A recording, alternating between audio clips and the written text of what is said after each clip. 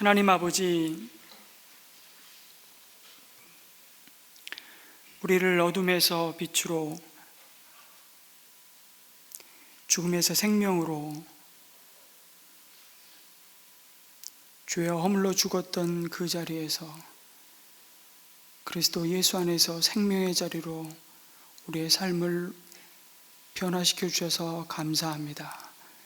이 아침에도 진리의 영이신 성령께서 우리 한 사람 한 사람을 향해서, 또 그렇게 불러냄을 받은 교회를 향해서 가지신 하나님의 마음과 뜻을, 또 소원을 하나님의 말씀 가운데 확인하고 하나님이 정말 꿈꾸시는 교회를 우리가 함께 꿈꾸는 복된 시간 될 수 있도록 인도하여 주시옵소서. 이 시간을 주님의 손에 부탁드리며 우리 주 예수 그리스도의 이름으로 기도드립니다. 아멘. 매주일 평균 3명씩 예수님을 영접하고 세례를 받는 교회, 주일 예배에 참석하는 1000여 명의 숫자보다 훨씬 더 많은 사람이 가정교회의 목장으로 모이는 교회, 바로 휴스턴 서울 침례교회를 지난 2주간 방문하고 연수하고 잘 돌아왔습니다. 기도해 주셔서 그 연수 가운데 하나님이 참 이 시대에 하나님이 기뻐하시고 또 꿈꾸시는 교회가 어떤 교회인지를 더 깊이 또 묵상하고, 또 성도님들과 오늘 이 시대의 교회를 향하신 주님의 마음을 좀 몇 주간에 걸쳐서 나누고자 하는 또 마음을 저에게 주셨습니다. 제가 방문한 2번의 주일 목장 연합 예배에서도 예수 영접 모임에서 주님을 영접하고 침례를 받는 3분의 성도를 만날 수가 있었습니다. 같은 주간에 한국에서 또 페루에서 연수 오신 목회자분들과 2주간 내내 서로 다른 목자 부부들을 만나면서 면담하고 또 목장과 상공부만에 들어가서 참관하는 시간들을 가졌습니다. 그런데 서로 전혀 다른 목자들을 만났는데 꼭 한 사람을 만난 기분이었습니다. 이유는 간단했습니다. 그들이 목자로 부름받고 목장의 목회자가 되어서 그들을 교회로 부르신 목적이 무엇인지를 모든 사람이 너무나도 또렷이 알고 있었기 때문이었습니다. 그것을 위해 자신에게 주어진 시간과 물질과 에너지를 낭비하지 않고 사용하는 모습을 보았기 때문입니다. 2주간 동안 참 교회가 무엇인지를 다시 많이 생각하고 돌아왔습니다.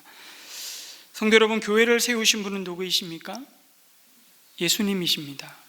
마태복음 16장에 보면 황제의 도시, 황제가 우리의 신이라고 고백하는 그 화려한 로마 황제의 도시 가이사랴 빌립보에서 예수님은 그의 제자들에게 물었습니다. 너희는 나를 누구라고 하느냐? 이 질문 앞에 여러분 잘 아시듯이 베드로는 주는 그리스도시요 살아계신 하나님의 아들이라고 고백했습니다. 이 신앙 고백을 들으시고 예수님은 이 신앙 고백 위에 자신의 교회를, 내 교회를 세우겠다고 말씀하셨습니다. 이 고백이 교회의 바로 기초입니다. 이 약속대로 동일한 고백 위에 하나님의 자녀가 된 사람들의 모임이 바로 교회입니다. 이 땅에 구원자로 오신 예수님을 자신의 주와 구원자로 모셔드린 사람들의 모임이 바로 교회입니다. 눈에 보이는 건물이 교회가 아닙니다. 그래서 교회를 그리스도의 몸이라고 말씀하고 예수님은 그 몸의 머리이심을 고백하는 공동체가 바로 교회입니다. 주님이 머리가 되셔서 오늘도 그 몸의 지체로 부름받은 성도들을 은혜와 진리로 인도하시고 예수님이 다스리시는 공동체가 바로 교회입니다. 그런데 오늘 이런 교회의 모습은 어떻습니까? 머리 되신 예수님의 소원과 명령을 따라 그 몸이 움직이지 않습니다. 왜 그렇게 되었습니까? 교회의 머리가 주님이 아니라 다른 것이 교회의 머리 노릇을 하고 있기 때문입니다. 어느 교회 나가십니까? 이렇게 물으면 우리는 교회 이름을 대기도 하고 혹은 담임 목사의 이름을 대기도 합니다. 물론 그 의미를 이해합니다. 그러나 교회는 목사의 교회도 아니고 성도의 교회도 아닙니다. 교회는 예수님께 속한 공동체입니다. 오늘날 한국 교회가 병들어 있다는 데는 별 이견이 없습니다. 그래서 병든 교회를 살리려는 의도로 많은 분들이 교회 개혁 운동을 하기도 합니다. 교회 재정의 투명화, 교회 운영을 민주화해야 한다, 교회 내의 세습을 폐지하고 여러 가지 슬로건을 걸고 운동을 벌입니다. 나름 교회의 머리가 예수님이심을 다시금 붙들어야 함을 일깨우는 귀한 운동들이고 귀한 분들입니다. 그런데 이러한 문제들은 증상이지 원인이 아닙니다. 근본 원인을 치료하지 않고 증세만 다루는 것은 염증을 치료하지 않고 해열제만 계속 처방하는 것과 마찬가지라고 할 수 있습니다. 해열제가 잠시 열을 내리게 하지만 그 약 기운이 떨어지면 다시 열이 오르는 것처럼 결론적으로 한국교회가 병을 앓고 있는 이유는 다른 것이 아니라 교회의 존재의 목적을 잃어버렸기 때문입니다. 물론 이 세상에는 완벽한 교회는 존재하지 않습니다. 여러분, 우리들이 생각하는 이상적인 교회는 어떤 교회입니까? 거룩한 사람들이 모인 곳입니다. 그러나 예수님께서 생각하시는 이상적인 교회는 동시에 죄인들이 모인 곳입니다. 왜 사람들이 교회를 보고 실망합니까? 교회에서 천국을 기대하기 때문입니다. 그러나 이상적인 교회는 천국이 아니라 병원이라고 말하는 최영기 목사님의 표현에 참 동의가 되었습니다. 교회는 의인님과 동시에 죄인들이 모이는 곳입니다. 예수님도 분명히 말씀하셨습니다. 건강한 자에게는 의원이 쓸데없고 병든 자에게라야 의원이 쓸데있는 것처럼 의인에게는 영혼의 의사이신 주님이 필요 없지만 죄인에게는 생명의 주이시고 치료자이신 예수님이 필요하다고 말씀하셨습니다. 그래서 교회는 자신이 치유받아야 할 죄인임을 인정하는 자들이 모인 곳이 바로 교회입니다. 그래서 교회는 자신이 죄인임을 인정하고 겸손히 주님의 의로우심을 의지하고 나오는 자들이 서로를 용서하고 서로의 연약함을 인정하고 서로 그리스도의 사랑으로 그 연약함을 덮어주고 치유하는 공동체입니다. 여러분, 아무런 문제가 없는, 다툼이 없고 갈등이 없는 공동체가 결코 건강한 교회가 아닙니다. 그런 교회는 없을 뿐더러, 그래서 첫 번째 주님이 꿈꾸시는 교회는 이렇게 말할 수 있을 것입니다. 병원과도 같은 공동체입니다. 자신의 죄를 인정하고 자신의 이기심과 탐욕과 불의함과 교만함을 치유받기 위해 겸손히 하나님 앞에 엎드리고 그 죄인을 품고 함께 하나님의 치유하심을 위해 서로를 위해 기도하는 공동체, 사랑하며 용납하는 공동체가 바로 예수님이 꿈꾸시는 교회입니다. 그런 교회가 이상적인 공동체입니다. 누구든지 와서 편하게 자기를 내보일 수 있고 자기 문제를, 자기 아픔을 내보일 수 있는 분위기를 만들어가기 위해 정말 몸부림치는 교회가 사실은 건강한 공동체입니다. 그런데 여러분, 그런 치유와 그런 용납함과 사랑과 그런 분위기가 이렇게 주일 예배 드리는 이 자리에서 이루어지기란 참 어렵습니다. 대면합니다. 그래서 우리는 가정교회인 목장으로 세워져 가야만 하는 것입니다. 가정교회인 목장은 단순히 구역 조직이 아닙니다. 말 그대로 주님이 머리 되시고 그 몸의 지체인 교회인 것입니다. 그리고 그곳에서 이러한 치유와 회복을 맛본 사람들은 치유와 회복이 필요한 또 다른 사람들을 찾아가게 되는 것입니다. 그래서 진정한 치유 공동체인 이 교회는 사명 공동체가 될 수밖에 없습니다. 이것이 성경대로 말씀하시는, 성경대로 세워지는 신약교회를 회복하는 가정교회입니다. 앞으로 몇 주에 걸쳐서 이 가정교회에 대해서 말씀을 나누기를 원하는데요, 여러분, 예수님이 꿈꾸시는 교회는 어떤 교회입니까? 머리 되신 주님의 소원과 마음을 따라 세워지는 교회입니다. 그것이 바로 교회로 부르신 이유와 목적에 순종하는 교회이기 때문입니다. 여러분, 교회의 궁극적인 존재 목적이 무엇입니까? 여러분이 교회에 다니시는 목적이 무엇입니까? 이 질문이 너무 추상적이라면 이렇게 질문을 바꾸면 됩니다. 교회가 해야 할 가장 중요한 일이 여러분 뭐라고 생각하십니까?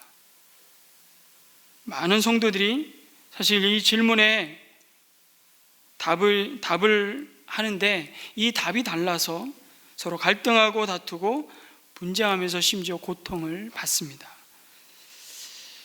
많은 목회자분들에게 교회가 해야 할 가장 중요한 일이 뭐냐고 질문하면 많은 경우에 뭐라고 대답할 것 같습니까? 교회에서 가장 중요한 일 한 가지 얘기해 보세요. 그러면 많은 목사들이 뭐라고 대답할까요? 오늘 선교 후원주일처럼 CGN TV 지키니까 선교라는 말씀이 나오셨는데, 많은 경우의 목사들은 예배라고 대답을 합니다. 예배. 그래서 화려한 예배당을 짓고 값비싼 피아노와 오르간을 설치하고 최고급 음향시설을 설치하는데 조금도 아까워하지 않습니다. 그리고 가장 중요한, 교회를 개척하자마자 가장 중요한 봉사자는 누구인지 아십니까? 반주자입니다. 반주자. 찬양을 잘 드려야 되기 때문에 예배가 가장 중요한 교회의 일이기 때문입니다. 그런데 정작 성도들은 또 생각이 다릅니다. 그렇게 예배당을 화려하게 꾸밀 돈이면 얼마나 고통받고 어려운 이웃이 많은데 그들을 섬기고 구제하는데 사용해야 하지 않냐고 불편해하기도 하고, 한 사람이라도 더 영혼 구원하는 선교사님들을 도와야 되는 거 아니냐, 그런 마음에 그런 중심을 가지고 저희 교회는 꽃장식을 안 하잖아요. 때때로 이것이 굉장히 우리에겐 또 긍지가 되기도 하고 자랑이기도 합니다. 정말 꽃을 매주일 장식하는 거 엄청난 비용이 들어갑니다.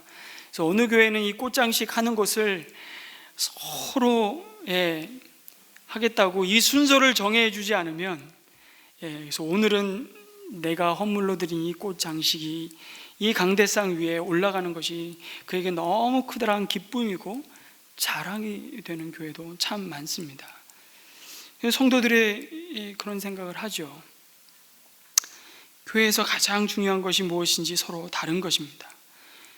또 때때로 목사님은 영혼 구원이 제일 중요하다고 이러고 생각을 한다고 생각해 보십시오. 그러면 이제 목사님은 전도합시다, 선교합시다 막 이렇게 강조합니다. 그런데 성도는 사랑이 가장 중요하다고 이렇게 느낀다고 생각해 보세요. 그럼 자꾸 이런 목사님을 보면서 그 마음이 불편해지는 겁니다. 우울증에 걸려서 그냥 몸 가누기도 힘든 사람도 있고, 매일매일 사는 것이, 이 생존의 삶이 정말 전쟁터와도 같은 이 삶을 이어가는 이 성도의 삶을 목사님은 이해하고 있는 것인가? 결혼 생활이 벼랑 끝까지 가서 정말 이혼을 눈앞에 둔 가정이 있는데 목사님은 전혀 그런 데 관심이 없는 것 같고, 맨날 전도합시다 하는 게 이분이 교회를 좀 키워갖고 유명해져 보려고 그러지, 이런 생각이 순간 스쳐가는 것입니다. 그 마음에 갈등이 생기죠. 여러분, 이런 갈등과 다툼을 줄이고 정말 교회가 해야 할 가장 중요한 일이 뭔지를 알려면 결국 우리는 누구에게 물어보면 됩니까? 교회의 머리이신 주님께 물어보면 됩니다. 그 대답을 예수님이 이 땅에서 마지막으로 주신 말씀에 남겨 놓으셨습니다. 그것이 바로 오늘 읽은 마태복음 28장 18절 이하의 말씀입니다. 우리 목소리로 한 번 더 읽었으면 좋겠습니다. 한번 PPT를 띄워주시고요, 18절부터 20절까지 한번 같이 읽었으면 좋겠습니다. 시작. 예수께서 다가와서 그들에게 말씀하셨다. 나는 하늘과 땅의 모든 권세를 받았다. 그러므로 너희는 가서 모든 민족을 제자로 삼아서 아버지와 아들과 성령의 이름으로 세례를 주고 내가 너희에게 명령한 모든 것을 그들에게 가르쳐 지키게 하여라. 보아라, 내가 세상 끝날까지 항상 너희와 함께 있을 것이다. 아멘. 사람이 일생 동안에 언제 가장 중요한 말을 할까요? 죽기 전에 하죠. 그래서 우리는 유언이라고 얘기합니다. 그래서 형제가 아무리 사이가 나쁘더라도 임종 자리에서 아버지가 사이 나쁜 형제 손을 쥐어주면서 제발 너희들은 사이좋게 지내라, 그러면 화해를 안 할 수가 없는 것이, 오직 이게 중요했으면 이렇게까지 말씀하실까? 우리가 다 그렇게 생각하지 않습니까? 그런데 마태복음 28장 오늘 읽은 말씀이 예수님의 유언 비슷한 말씀이라고 할 수 있습니다. 꼭 마태복음의 맨 끝에 나와서만이 아니고 모든 복음서가 다 이런 비슷한 말로 끝납니다. 얼마나 중요한 말인가 하는 것을 보여주십니다. 여러분 잘 아시는 내용이지만 다시 한번 우리가 마음 깊이 상기했으면 합니다. 19절에서 20절에 보면 동사가 4개가 나옵니다. 4개. 그것이 뭡니까? 가라는 것이죠. 그 다음에 세례를 주라, 그 다음에 제자를 삼아라, 그리고 마지막 내가 분부한 모든 것을 가르쳐 지키게 하라 입니다. 자, 그런데 한 문장의 동사가 4개일 수는 없습니다. 정확히 말하면 ing형의 나머지 3개는 분사고 하나만이 명령형 동사는 하나 있습니다. 다시 한번 손 들어보게 할까요? 자, 안 드시면 안 됩니다. 재미없으십니다. 자, 가라가 이 문장의 본동사다 생각하시 한번 손 들어보시죠. 가라. 네, 내려주십시오. 자, 세례를 주라, 이게 본동사다. 제자를 삼으라, 이게 본동사다. 네, 내려주십시오. 자, 가르쳐 지키게 하라, 이게 본동사다. 손 들어주십시오. 내려주십시오. 제일 많은 분이 가르쳐 지키게 하라, 이거에 손 드셨습니다. 네, 본동사는 뭘까요? 제자를 삼으라입니다. 제자를, 정확히 말하면 제자를 만들라고 명령하십니다. 명령으로 우리에게 주고 있습니다. 나머지는 제자를 만들기 위해서 그 방법으로 주신 내용입니다. 가야 되고, 세례를 베풀어야 되고, 가르쳐 지키게 함으로 궁극적으로 뭘 하라고요? 교회가 제자를 만들라는 것입니다. 그래서 헬라어하고 많이 비슷한 영어를 보면 이게 더 정확해집니다. Make disciple, 이게 동사죠. 나머지는 going, baptizing, teaching, 다 ing형입니다. 여기서 교회가 해야 될 가장 중요한 것이 무엇인지 답이 나오는 겁니다. 예수님께서 교회 개척자들에게 뭐라고 그랬냐면 너희들은 제자 만들어라, 그렇게 말씀하시고 승천하셨습니다. 그리고 언젠가 다시 오시겠다고 약속하여 주시고 성령을, 또 다른 보혜사이신 성령을 우리에게 보내주셨습니다. 그 성령이 우리 안에 오셔서 행하시는 일이 무엇입니까? 제자 만드는 사역하게 하시는 겁니다. 어떻게 해요?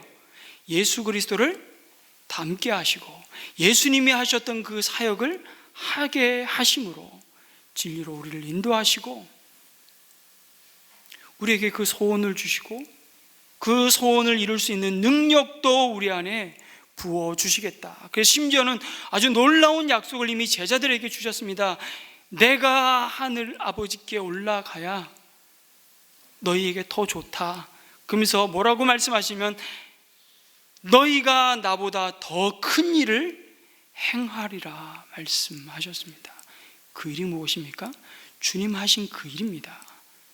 제자 만드는 그 일을 위해 예수님이 육신의 몸으로 공간의 제약을 받으셨지만 이제는 성령, 거룩한 부활의 영이신 성령께서, 예수의 영이신 성령께서 우리 안에 오셔서 예수님이 행하셨던 그 일을, 제자 만드는 그 일을 위해 문화와 언어와 국경과 그 모든 민족의 경계를 넘어서 오늘도 땅끝을 향해서 나아가게 하시는 은혜가 우리 가운데 부어졌다고 말씀하시는 것입니다.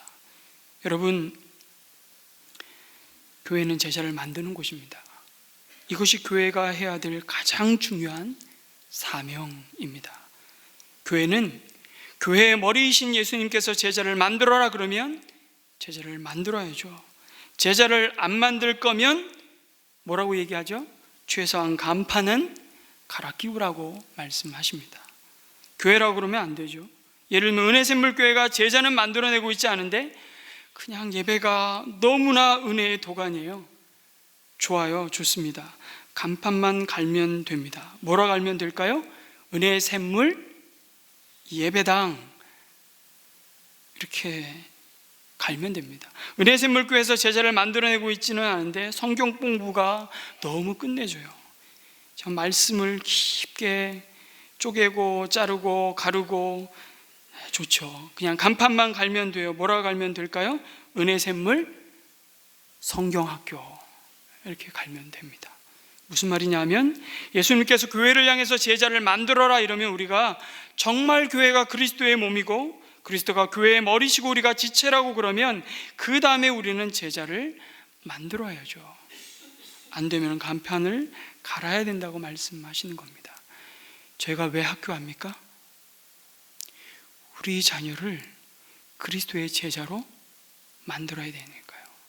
그리고 그 제자가 또 다른 제자를 만드는 전수가 우리 가운데 일어나지 않으면 그 교회는 교회의 존재 목적을 상실한 교회입니다.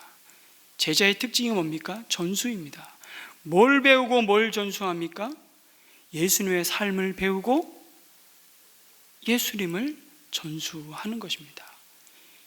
그 가운데 성령께서 우리 안에 예수님을 닮아가게 하시고 그 열매로 우리 가운데 나타난 그 성령의 열매는 예수님의 성품입니다.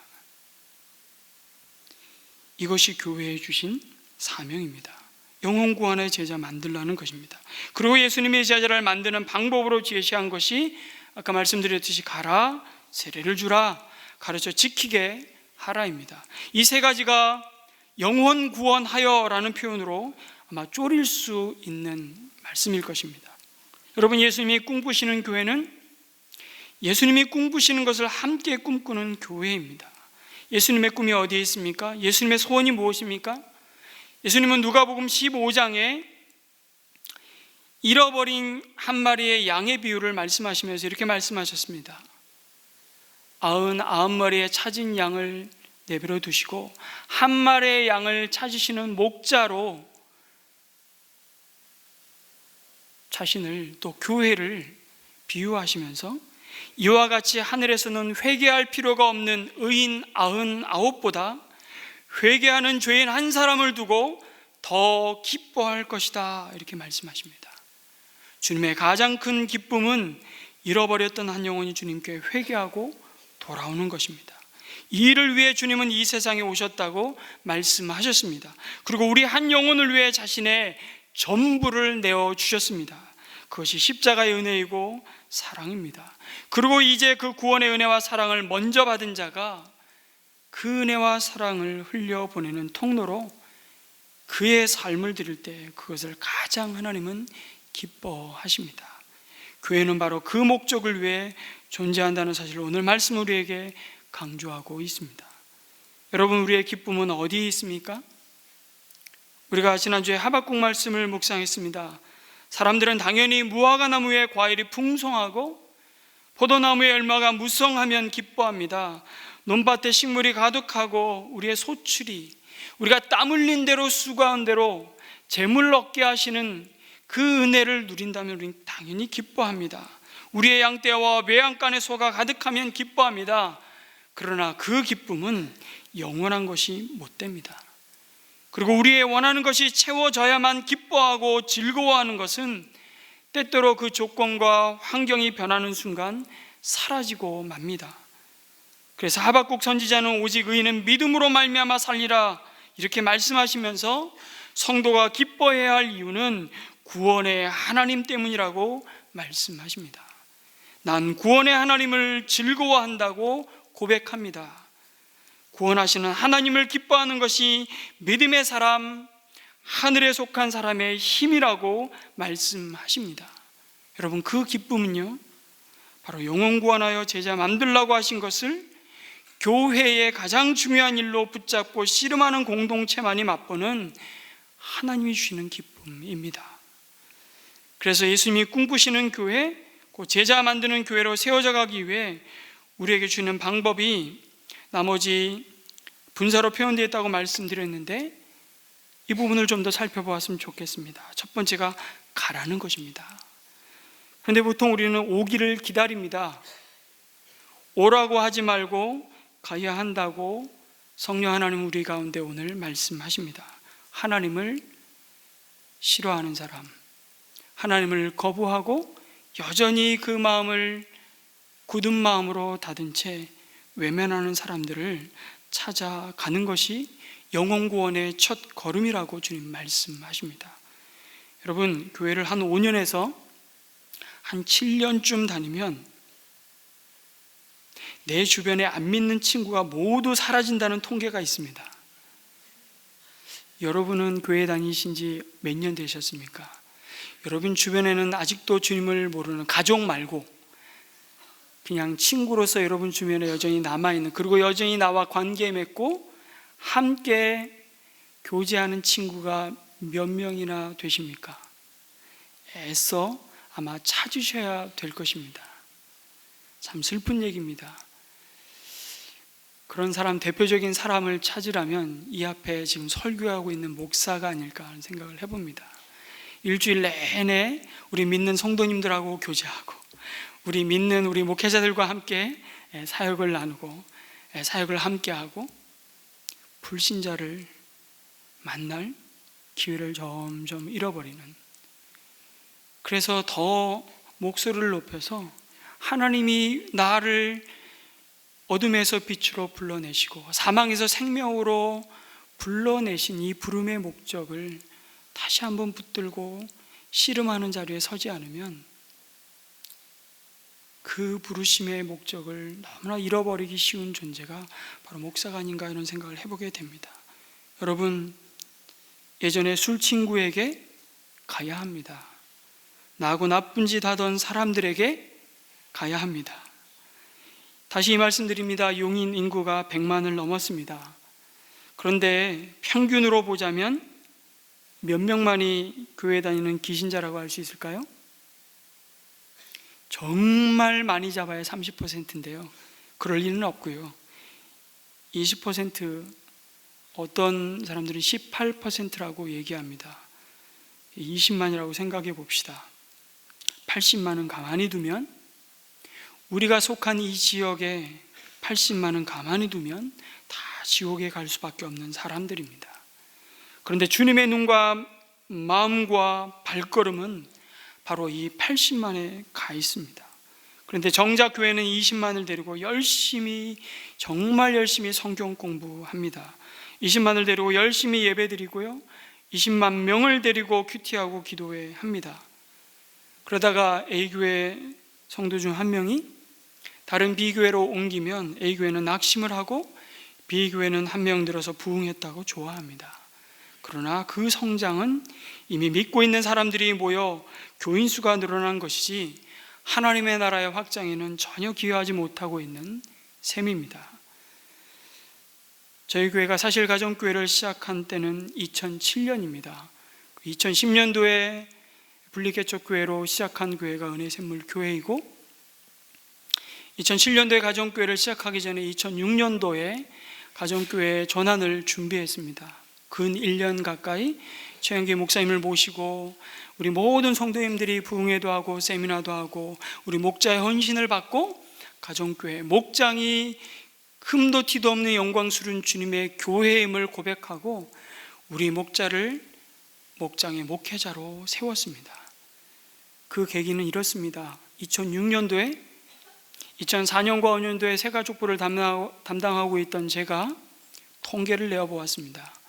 2005년도 한 해에 교회에 등록한 성도가 제 기억으로, 정확한 기억은 없지만 500명이 넘었습니다.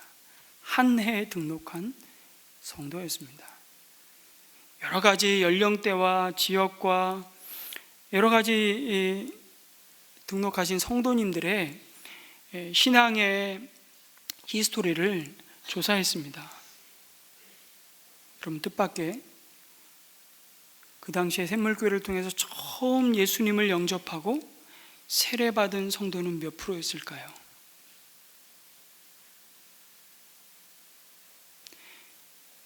3%도 안 됐습니다. 500여 명의 성도 중에 97%는 다 수평이동에서 교회를 정착하였습니다. 물론 그분들도 너무 귀한 소중한 주님의 지체들이었고 성도들이었고, 그 지체들과 함께 가정교회, 정말 주님이 꿈꾸시고 기뻐하시는 교회로 세워져 갈 수 있었던 것이 너무나 기쁘고 행복한 시간들이었습니다. 그런데 20만 명에 속한 성도를 데리고 그 당시에도 열심히 제자 훈련했습니다. 그래서 어떤 교회는 영혼 구원은 없는데 제자 훈련만 열심히 합니다. 그리고 보통 이런 제자 훈련은 지식 훈련을 통해 제자를 만듭니다. 학자를 만들고 있을 가능성이 많다는 것을 우리는 비로소 깨닫게 되었습니다. 가정교회는 구원받지 못한 80만 명의 관심을 갖고 있습니다. 주님이 애타게 찾으시는 80만 명에게 그들에게 복음을 전해 그들이 구원받는 하나님의 백성에 속하도록 하는 것에 온 관심이 있을 뿐입니다. 새로 구원받는 사람이 내게 속한 교회에 나온다면 그거에 더 기쁘고 감사한 일이지만 다른 교회에 나가도 좋습니다. 하늘나라 백성이 되었으면 그것으로 족하기 때문입니다. 가정교회는 자신이 속한 교회의 부흥이 아니라 하나님 나라의 부흥을 추구하기 때문입니다. 휴스턴 서울교회를 2주간 이렇게 관찰하면서 많은 목자님들을 만났습니다. 휴스턴 지역이 많은 주재원들이 또 단기간에 연수를 오더라고요. MD 앤더슨이라는 아주 유명한 세계적인 권위 있는 암병원이 있기도 하고요. 그보다 더 크고 훌륭한 메소디스트 하스피ટલ이라고 그 부시 대통령 이 마지막까지 그 병원에서 치료받았던 더 큰 훌륭한 병원들이 있어서 굉장히 많은 또 의사분들도 단기로 많이 연수를 오더라고요. 어떤 목장을 갔더니요, 의사분들만 모인 목장이 있어요. 근데 그렇게 된 이유가 무엇인지 아십니까? 연수 오면 연수 오는 기간에 주님 만나야 된다는 이 기회를 이분이 놓치면 이게 이 영혼에게 마지막 기회일지도 모른다는 그 절박함이 그 의사로 함께 근무하는 우리 목장 가족들의 깊은 탄식이었고 기도 제목이었습니다. 어떤 목장은요, 손자 손녀를 돌보기 위해서 출산한 딸을 위해서 친정 부모님들이 휴스턴을 방문하는, 그래서 방문 오신 친정 부모님들만 모이는 목장이 있더라고요. 그게 그냥 타겟이에요. 그냥 공항부터 나가서 어떻게 소식을 듣고 그러면 그 친정 부모님들만 계속 섬기는 겁니다. 그분들이 와서 뭐 언어가 됩니까? 문화가 낯설죠. 얼마나 그 사랑하는 이쁜 손자 손녀 돌보는 것도 하루 이틀이지 얼마나 갇혀있는 삶입니까? 답답한 삶입니까? 그러니까요, 그 친정 부모님들을 정말 극진히 목장 가족들이 섬기는 거예요. 그래서 제가 그분을 만났어요. 20년째 그 사역만 하고 있는 거예요. 20년째. 처음부터 그랬던 건 아닙니다. 근데 VIP가 점점 줄어들고, 그럼에도 여전히 70%의 불신자는 항상 그 공동체를 통해서 만남이 이어지고 있는 모습을 보게 되었습니다. 여러분, 휴스턴 서울교회는요 1000에서 1100명이 주일 이 목장 연합예배에 참석하는데 매주일 진짜 예수의 영접 모임과 침례가 베풀어지는데 성도 수는 늘지 않아요. 이유는 뭔지 아십니까? 그렇게 단기로 와서 복음을 듣고 예수님을 영접하고 침례를 받아요. 놀랍게 그 영혼들이 가장 값진 하늘의 복을 누리고 예수님 만나고 흩어지는 겁니다. 고국으로, 다시 미국 전역으로. 그 사명 하나로 오늘도 목장을 섬겨가는 수많은 이름도 빛도 없는 하나님의 사람들이 그 섬김을 통해서 그 기쁨을 누리고 있는 현장들을 보고 얼마나 도전이 되었는지 모르겠습니다. 우리 공동체도 너무 잘하고 있습니다. 여러분, 가정교회는 자신이 속한 교회의 부흥이 아니라 하나님 나라의 부흥을 추구하는 교회입니다. 어떻게든 주님을 모르는 80만 명이 예수님을 영접하고 예수님의 제자가 되도록 하는데 집중합니다. 이것이 교회의 존재의 목적이고 가정교회의 목표이기 때문입니다. 교회가 제자 만들라고 하신 주님의 가장 큰 소원을 위해 세상을 향해 가지 않고 우리끼리만 잔치하고 있다면 교회 간판만 그럼 갈면 됩니다. 뭐라고요? 은혜의 샘물 클럽. 좋지 않습니까? 잃어버린 자를 향한 관심을 가지고 교회가 80만을 위해 존재함을 기억했으면 좋겠습니다. 그러면 하나님이 우리에게 정말 측량할 수 없는 하늘의 기쁨과 은혜를 부어 주실 것입니다. 이 기쁨이 영원한 기쁨입니다. 이 기쁨이 우리의 영원한 면류관이요 우리의 자랑이라고 말씀하고 있습니다. 여러분, 제자 만들기 위해서 오늘 말씀은 세례를 주라고 말씀하십니다. 여러분, 예수님을 소개하고 예수님을 영접하여 세례받을 수 있도록 섬겨야 합니다. 그런데 왜 예수님을 소개하는 것이 이토록 어렵습니까? 가만히 보면요, 내가 교회 생활하는 것이 정말 행복하고 즐겁지가 않기 때문인 것을 보게 됩니다. 많은 교회 성도님들이 교회 나오는데 죄책감과 책임감에 의해서 다니는 것을 볼 수 있습니다. 또 다른 이유는요, 본인 스스로가 구원의 확신이 없기 때문입니다. 구원의 확신이 없는데 어떻게 예수님을 소개할 수 있겠습니까? 집사인데 난 아직 예수 믿는지 안 믿는지 잘 모르겠어 라고 말합니다. 그런데 어떻게 예수님을 소개할 수 있겠습니까? 여러분, VIP를 집사라 부르고 있는 교회, 한국교회 현실을 봅니다. 직분이 이미 호칭 문화로 바뀌어 버린 지가 오래되었습니다. 나에게 아직 구원의 확신이 없다면 여러분, 교회 생활 10년, 20년 하신 분도 상관없습니다. 생명의 쌍공부에 다시 들어오시기 바랍니다. 그리고 예수 영접 모임에 참석하셔서 다시 복음을 들으시기를 권면합니다. 창피한 것이 아닙니다. 내가 거기 왜 들어가? 아닙니다. 당신의 영원이 달린 문제입니다.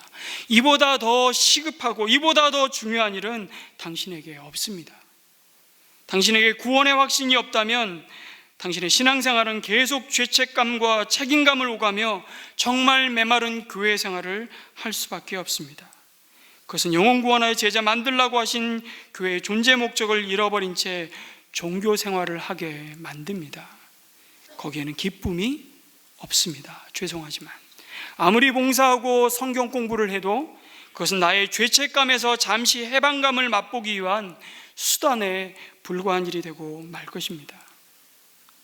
제자 만들라고 하시면서 주님은 마지막으로 그래서 가르쳐 지키게 하라고 말씀하십니다. 여러분, 이것은 지식적인 성경 공부가 아닙니다. 제자를 만드는 성경 공부를 해야 한다고 말씀하시는 것이요, 예수님의 모습을 닮아가도록 가르치는 성경 공부를 해야 합니다. 그것이 상공부입니다. 어떻게 가르쳐 지키게 할 것인가? 우리는 섬김으로 본을 보일 때 우리의 가르침은 비로소 복음의 능력이 나타날 것입니다. 예수님도 제자들과 함께 하심으로 보여주시며 그들과 함께 먹고 자고 사심으로 보여 가르치셨습니다. 그리고 삶 공부를 통해서 우리는 삶에 직접 적용하고 실천하는 공동체가 바로 가정교회인 목장임을 우리는 이미 경험하고 있습니다. 새로 이 주변에 들어서는 아파트 단지가 있습니다. 많은 세대가 입주를 합니다. 제가 그 아파트를 방문해서 엘리베이터를 한번 탔습니다. 온갖 광고가 붙었습니다.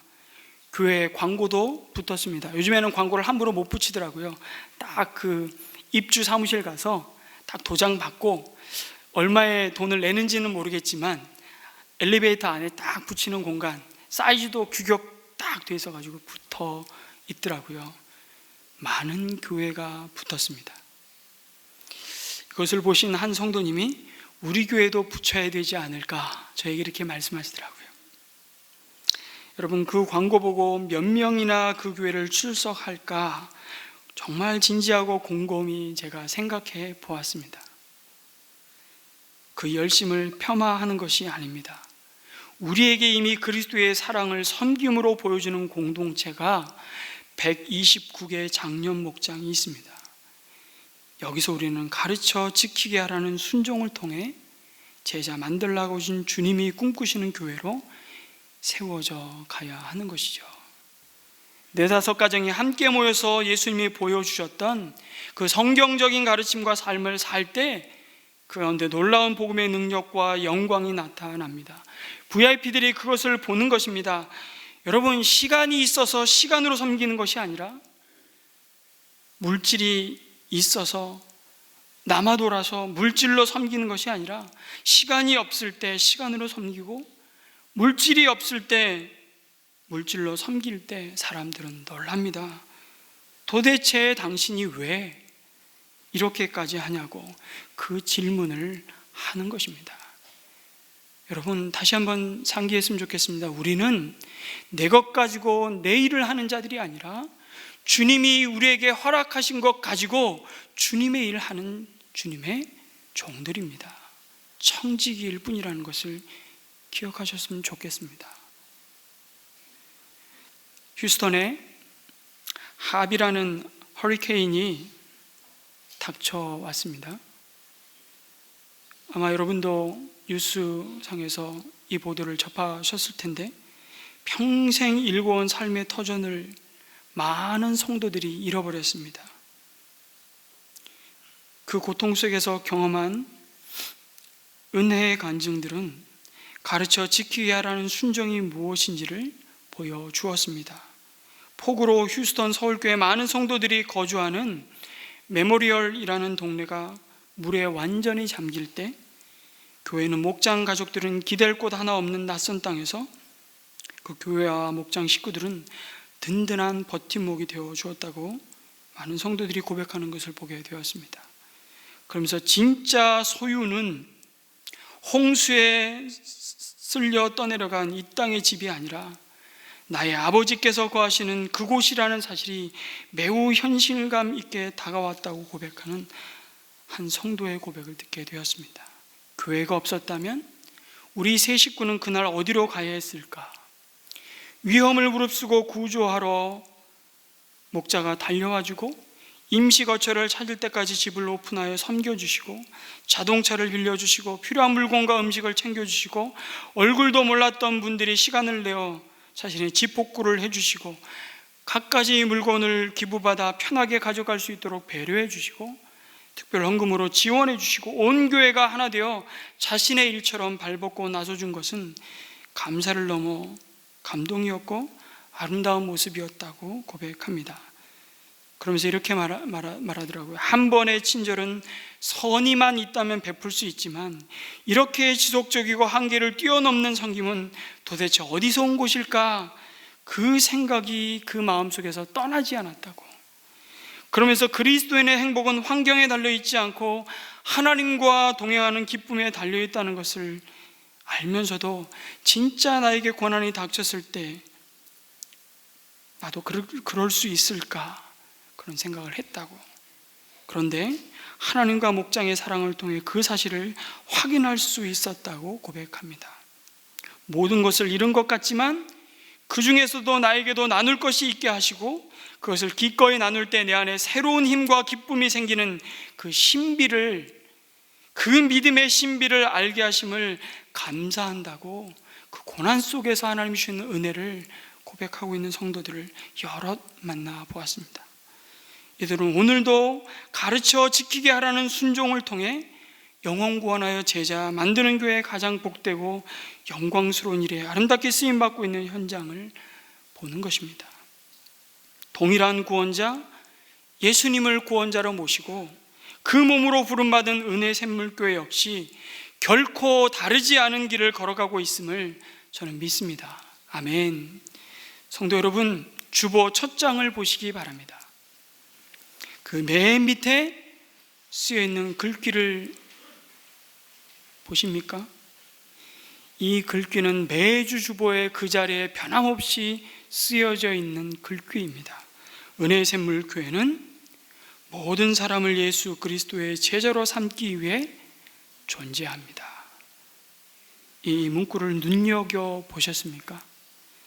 우리를 교회로 부르신 목적은 오늘도 주님이 애타게 찾으시는 그 한 영혼을 구원하여 제자 만들라고 하신 데 있음을 기억하면서 그 방법으로 주신 가라고 세례를 주며 가르쳐 지키게 하신 일이 어떻게 구체적으로 우리 공동체와 목장인 가정교회를 통해 순종함으로 섬김으로 드려져야 하는지를 앞으로 몇 주간 우리 성도님들과 나누기를 소망합니다.